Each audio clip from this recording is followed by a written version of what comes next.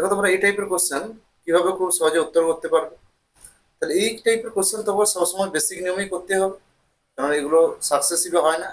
এক ব্যক্তি একই দামে দুটি দ্রব্য বিক্রয় করে, একটিতে 10% লাভ, অপরটিতে 5% ক্ষতি করলো, মোটের উপর শতকরা লাভ বা ক্ষতির হার কত?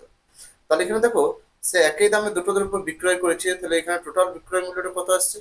100 আর 100, 200 টাকা আসছে তার টোটাল বিক্রয় মূল্য।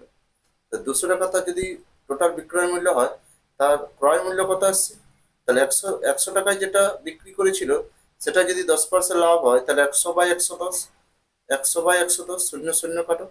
আবার আরেকটা, 100 টাকায় যদি বিক্রি করে সেটার 5% ক্ষতি হয়েছিল, তাহলে 100/95।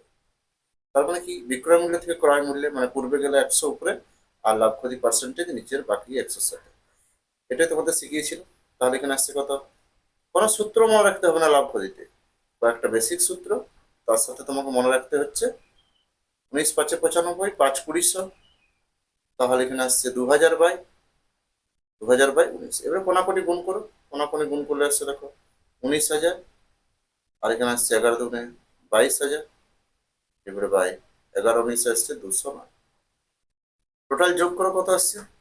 টোটাল যোগ করলে আসছে 41,000, এবারে বাই 209। তাহলে এখানে দেখো আমার 200, তাহলে 209 আর 2 যদি গুণ করি, তোমার আসছে 41,800। তাহলে এখানে আমার লাভই আসছে। লাভ কত আসছে? তাহলে বিক্রয় মূল্য মাইনাস ক্রয় মূল্য, এটাই লাভ, বাই 209। তাহলে এখানে আসছে 41,800 মাইনাস 41,000 বাই 209, তাহলে 800/209।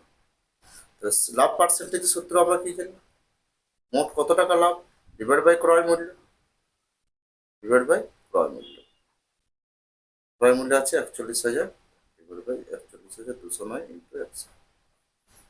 এটা হচ্ছে আমার টোটাল লাভ পার্সেন্টেজ। কাটাকাটি করো, 1 2 3 উপরে 1 2, 209 209 কেটে গেল, তাহলে আসছে 80/41। তাহলে 80/41 মানে 41 থেকে 41, 41 পূর্ণ 39/41% তার লাভ আসছে।